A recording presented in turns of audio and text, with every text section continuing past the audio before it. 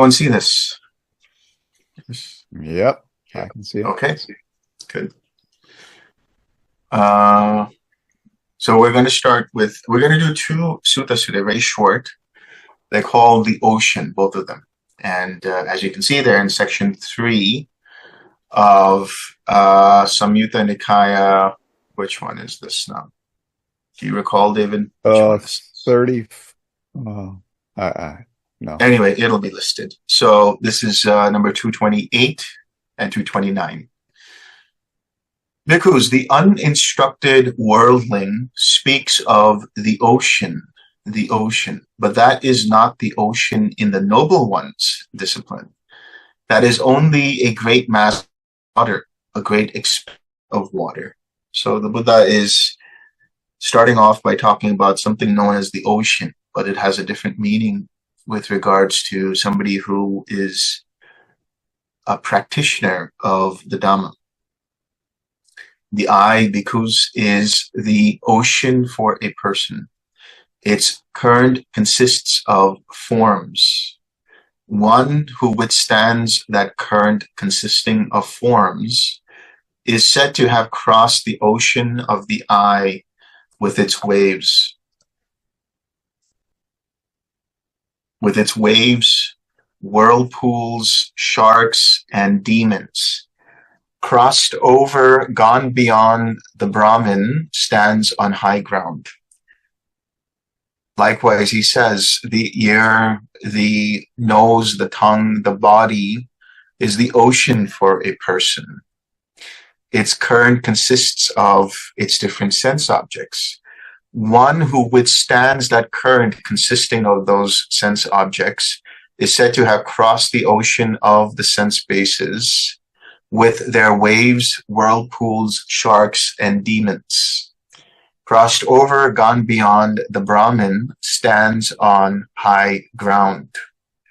The mind is the ocean for a person. Its current consists of mental phenomena.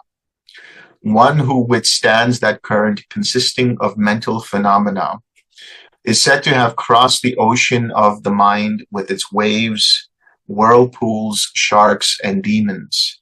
Crossed over, gone beyond, the Brahmin stands on high ground. So I was looking earlier at this commentary of it. I thought it was slightly interesting, also maybe slightly controversial for modern day, but here it is. It's very interesting. It says here, the following explanation for these dangers is given. The waves are anger and despair. The whirlpools are the 5 chords of sensual pleasures. Sharks and demons are women. So in that case, this is referring mainly to bhikkhus, but in essence, any kind of sexual desire that is unwholesome or of a misconduct. In relation to the monks, that means that they have to be celibate. In the case of somebody who is a lay person, that just means that you're not cheating on your partner and so on. So, or causing any harm to any partner. So when we talk about the ocean, when we're referring to the ocean, the Buddha is saying that the eyes, the ears, the nose, the tongue, the body, and the mind, these are the ocean for a person. And the current, that is the waves that come and go, the current, the stream. When we talk about ocean currents, they're like little highways, underneath the surface that go in different directions.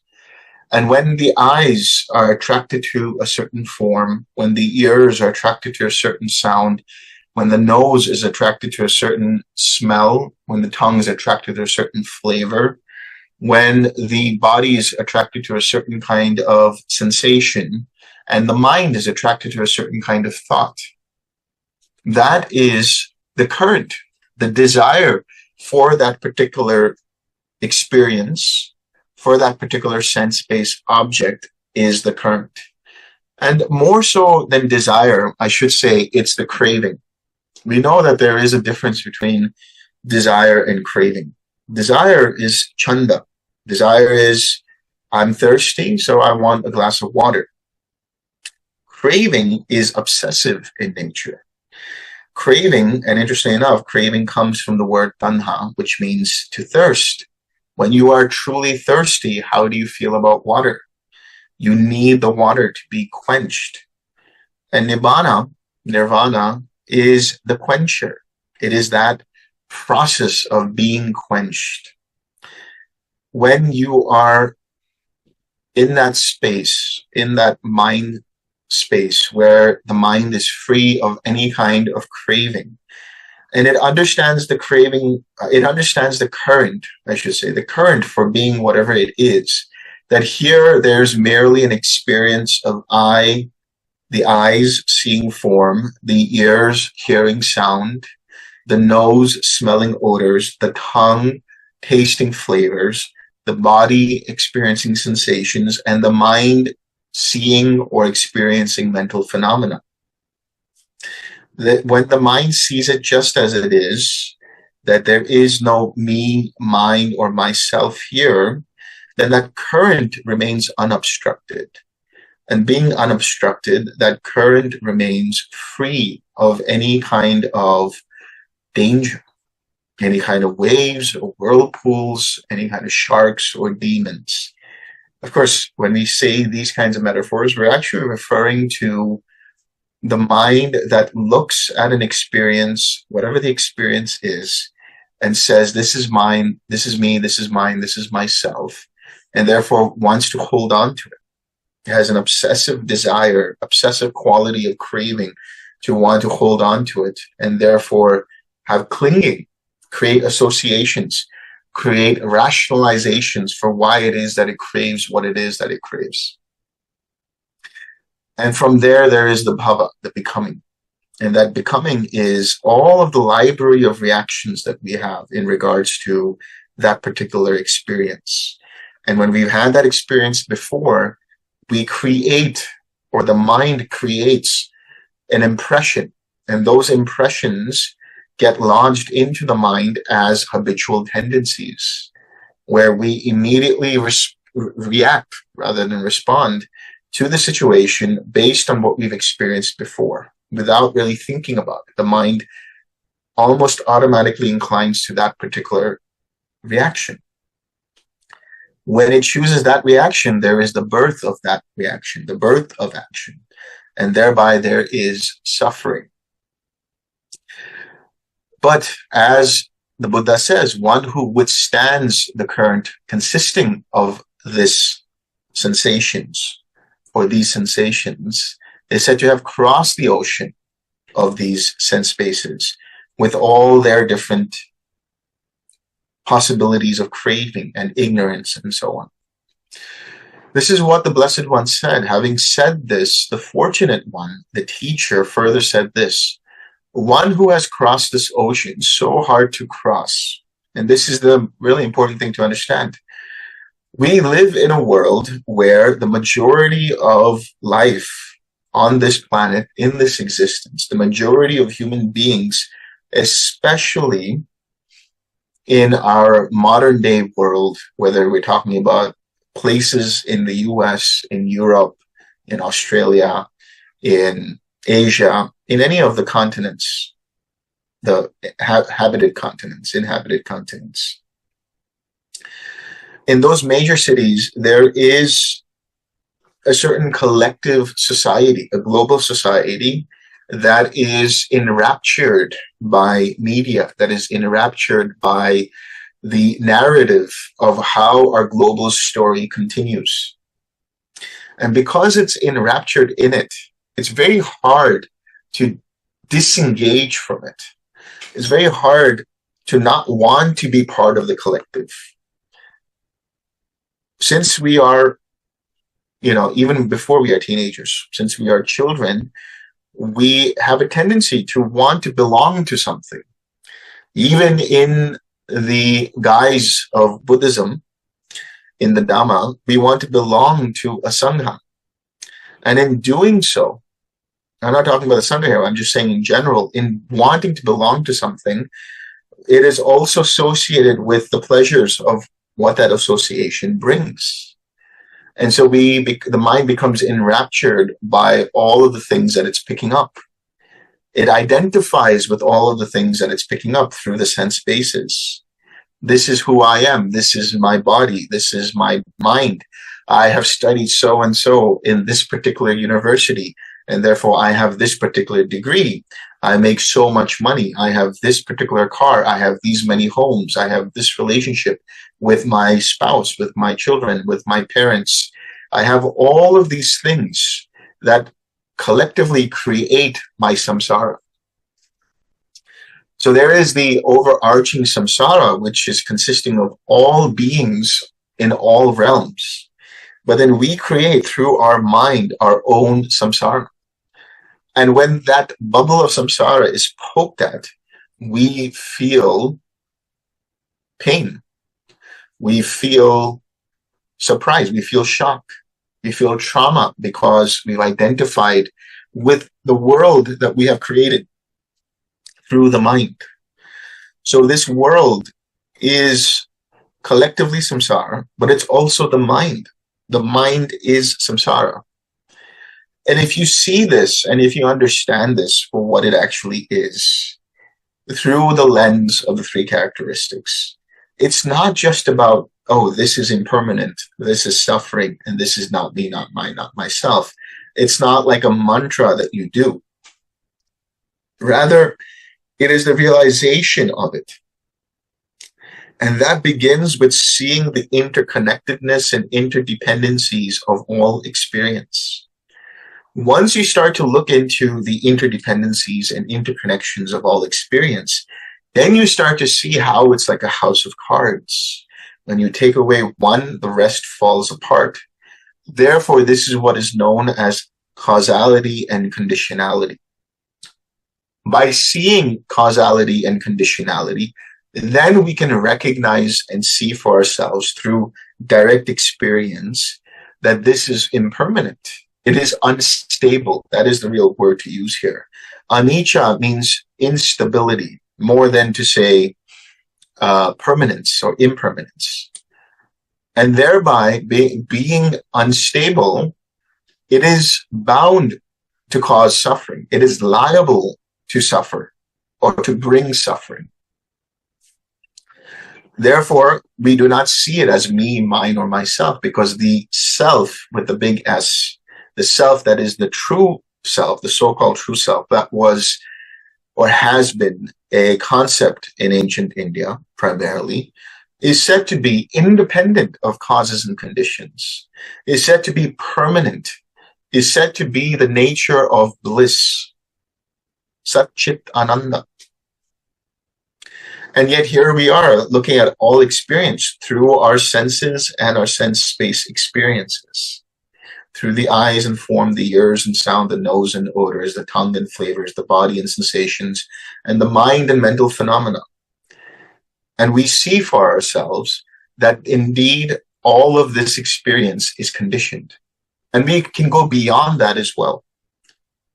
One of the things I like to do in my meditation, when the mind is completely in a state of fourth jhana, is to start to see all of the connections that happen in our life, our relationships, how they began, how they sprung forth, the so-called identity that has been created around our actions, around what we've done in the past, what we plan to do in the future, what we are doing in the present, the idea of the identity that people project onto us, and then expand that out towards everyone and everything on this planet. And then start to see how everything is interdependent. Everything has an interconnection. Everything has an interconditionality. And by seeing that, you start to see that indeed all of this is a house of cards. And you let go of so much identity around it. Your mind disengages automatically when it starts to see that it is so unstable. The instability of this whole thing that we call samsara, this whole thing that we call our life, this whole thing that we call our identity, being so unstable, it is liable to cause suffering. And therefore the mind naturally disengages, becomes disenchanted, becomes dispassionate towards it, towards the entire planet. Doesn't mean that there's a lack of compassion. It just means that you see things for what they actually are. And this is how you cross this ocean that is so hard to cross, as the Buddha says. When you start to do this, your mind becomes free of expectations. Being free of expectations is upekkha. Being free of expectations is equanimity. It starts with having contentment, having a sense of fulfillment. In some sense, we can say that nibbana, in the positive sense of the word, because whenever we see nibbana, it's always that which is not. It's unconditioned, it's unformed, it's unborn, it is the deathless, it is without beginning and without end, and so on and so forth. But the flip side of that, the positivity aspect of that, is it is quenching. Nibbana means to quench the fire of craving. Nibbana is no fuel, therefore the fire is extinguished. And so the beginning of Nibbana is contentment. And it is experienced as fulfillment. And it has nothing to do with an identity feeling fulfillment. It has nothing to do with a sense of self that has some kind of a purpose. It is just here and now, in this moment, total quenching. With its dangers of sharks, demons, waves, the knowledge master who has lived the holy life reached the world's end, is called one gone beyond. Reached the world's end, the end of samsara.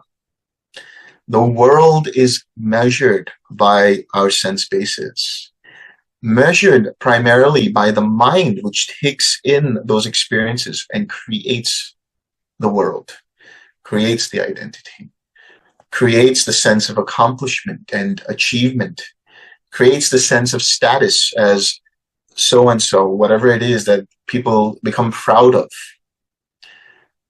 When you truly see this in your meditation and you realize how fake the world is, how delusional the world is, how illusory the world is, how, we hear about it by, philosophers and great thinkers and people in the academic world who are teaching philosophy or whatever it is. And we may be inspired by those words, and we may understand that intellectually.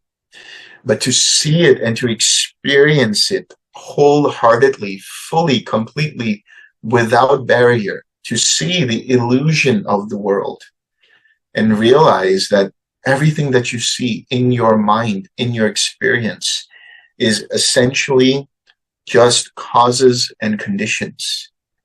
They are just the ones and zeros of the matrix that create this illusion of a permanent self, the illusion of some kind of world that is free-flowing.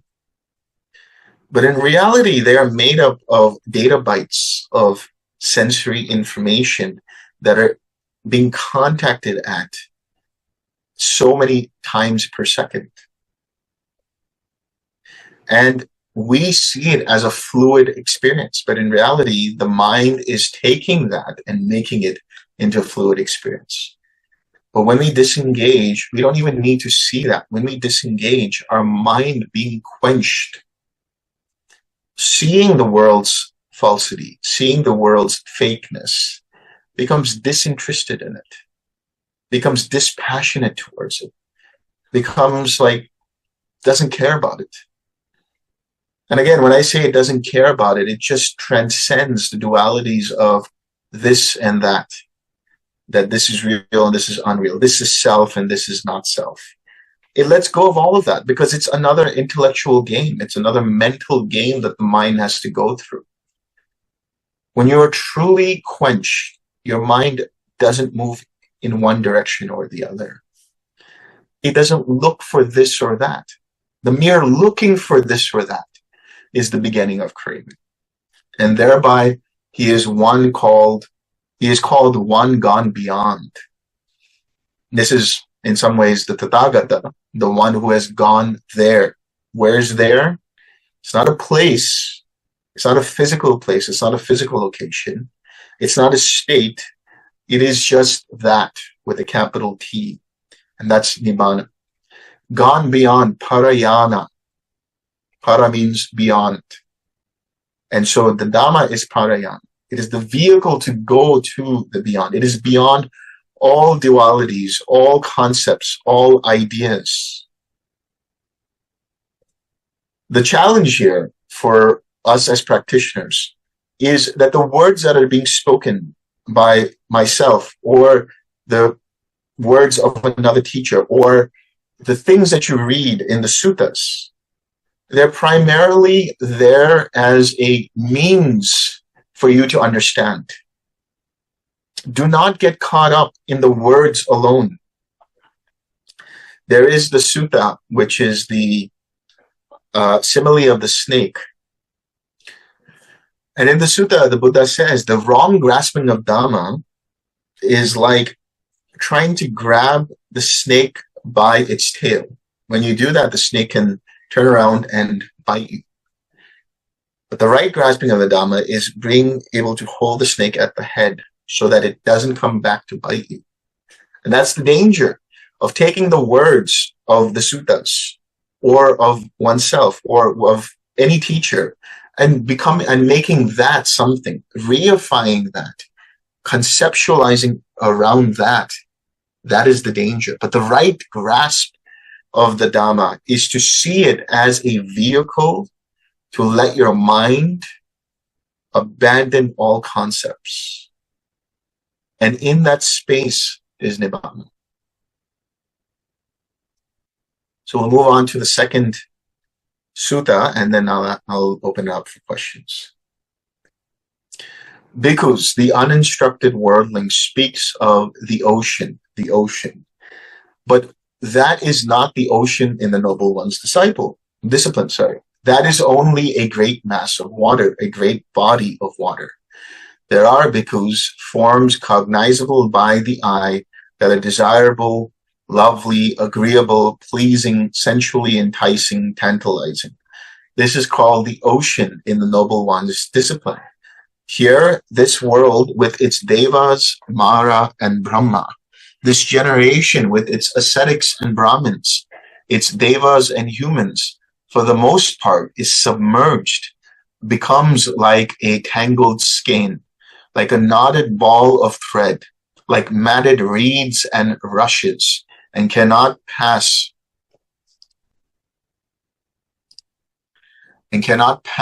beyond the world or the plane of misery, the bad destinations, the netherworld, samsara. There are sounds cognizable by the ear and so on and so forth, mental phenomena cognizable by the mind that are desirable, lovely, agreeable, pleasing, sensually enticing, and tantalizing. Here, this world with its devas, Mara, and Brahma, this generation with its ascetics and Brahmins, its devas and humans, for the most part, is submerged, become like a tangled skein, like a knotted ball of thread, like matted reeds and rushes, and cannot pass beyond the plane of misery, the bad destinations, the netherworld, samsara. So here the Buddha again, using the same metaphor of the ocean. He's talking about all of the sense bases. When they start to experience their sense-based objects, because they are pleasing to their sense bases, ultimately pleasing to the mind will see that and get caught up in it. And that is samsara. Getting caught up in samsara. It is samsara.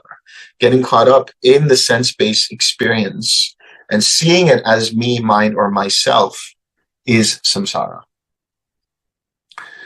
So the Buddha then says, one who has expunged hate or lust and hate, along with the taint of ignorance, has crossed this ocean so hard to cross, with its dangers of sharks, demons, and waves. The tie surmounter, the death forsaker, without acquisitions has abandoned suffering, for no renewed existence. Passed away, he cannot be measured, I say. He has bewildered the king of death. So let's just break down what he says here. One who has expunged lust and hate. Those are the fetters 4 and 5, right? Lust and hate. When we talk about the craving, the sensual craving, we're talking about a mind that becomes obsessed towards the ownership and acquisition of something. And when we talk about hatred, it is the ill will that arises. I hate that guy and I wish him the worst things possible. I wish he did this, this, this, this. I wish this happened to him. That's hatred. The desire to harm, or the desire to see the badness in others and to make them make them suffer for those things, is hatred. But one who has expunged that, which means somebody who has done that, does not feel this obsessiveness towards something or someone, does not feel the desire that they should be punished for their deeds against whatever they've done to oneself, or to one's family, or to one's friends, or whatever it is. They have eradicated that. Along with the taint of ignorance. What do we mean by ignorance? Ignorance here is the lack of mindfulness. Ignorance here is the mind that is unaware in the moment, the truth of the moment. When you are in every moment as just observing every moment as it actually is, then what you are seeing is essentially a mind that is free of choosing this or that.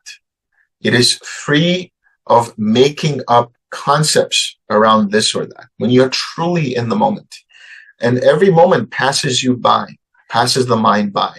But if the mind is able to transcend that, then that is natural mindfulness. That is a mindfulness that is timeless, free of any constraints, free of any trying. It is an effortless mindfulness. And that is the destruction of ignorance. That lack of mindfulness is destroyed. The lack of that particular mindfulness is destroyed. Has crossed this ocean so hard to cross, with its dangers of sharks, demons, and waves. The tie surmounter, death forsaker, without acquisitions. Here, it's very important to understand, what do we mean by without acquisitions? Uppadi, that's the word in Pali. Acquisitions here is essentially karma. Such a person who has let go of the greed, hatred, and delusion no longer is capable of producing any new karma that will bind one towards suffering. Therefore, he has abandoned suffering and lead to further existence. Therefore, there is no renewed existence. Without acquisitions, which means that whatever karma is arising due to when you have released the arrow prior to full liberation. If the causes and conditions are ripe and there, present, for that seed of karma to grow into a fruit to be experienced, then it will be experienced. But there will be no new reaction to that experience that will further strengthen that particular cycle of karma. The whole point of practicing the Dhamma is liberation. And what do we mean by liberation? Liberation from rebirth. If you don't or cannot process rebirth in terms of one life to the next, understand rebirth as the different kinds of patterns that cause you to continue to function in the way that you function, that continues to bring you the suffering that you continue to experience. Being liberated from that, moksha, mukti, vimukti, That is liberation. And that is the whole point of the Dhamma. That is the whole point of why the Bodhisattva went on the journey that he went on. A way out of suffering is a way of being liberated from suffering. And ultimately being liberated from that cycle. But it starts with seeing that. It starts with realizing that. It starts with that samvega, the spiritual urgency of, I've seen this many times before, and I've had enough. That is the beginning of disenchantment. And that is how the mind starts to disengage. That's how the mind starts to create an interest, develop an interest, generate and sustain an interest in the Dhamma. And it's not just about using the Dhamma as a platform for creating more concepts atop more concepts atop more concepts. It's about understanding the Dhamma for what it actually is, a platform from which you jump across to the other side, a raft from which you go from this side to the other. Don't worry about the finger pointing to the moon. Don't mistake the finger for the moon that it's pointing at. Realize for yourself that the whole point of what you're doing is to liberate the mind. And liberation doesn't mean that now your life is going to become boring. Now the mind is going to no longer experience joys. You will experience an amazing joy that is the joy of Nibbana. The quenching of craving, the relief that you experience is more than anything else, worth more than anything else. When you experience that, the mind is so satisfied, so fulfilled, that no matter what is happening outside, wherever things are going wrong, so supposedly wrong, it just sees it as what it actually is. Perhaps this is karma to be experienced. On a more broad scale level, it is essentially just waves and patterns of information being exchanged from one sense base to the other. That's it. The forms are just light. The sounds are just vibrations in the atmosphere. The odor and the flavors are just molecules received by the olfactory bulb or the taste receptors. The sensations in the body are just pressures, internal or external. The phenomena in the mind are just electrical signals that are being processed, and the mind then sees that as something, makes it as something. And the thing that makes it into a something is that conceit. That conceit of me, mine, or myself. That conceit that compares, the comparing mind. That there is a standpoint from where there is a separate self looking at all the other separate selves in relation to the sense of me, mine, or myself. So when you are free of this, your mind will actually be able to truly live life, experiencing everything fully without getting caught up in the experience, experiencing everything fully without getting caught up in the illusion of me, mine, or myself. And so passed away, he cannot be measured, I say. Because when that mind finally dissolves, when these aggregates dissolve, there is nothing that is further fueling them for further rebirth.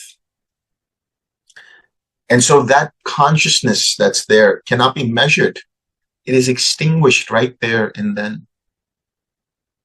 The reason why that consciousness continues on in the next iteration, let's say, of a new birth or a new experience is because there is that fuel that is pushing it out through the samskaras, through the sankharas. So when the mind is completely free, nothing is pushing out the consciousness. the formations, and therefore consciousness is right there and then extinguished. And so he has bewildered the king of death. Here we talk about as Mara.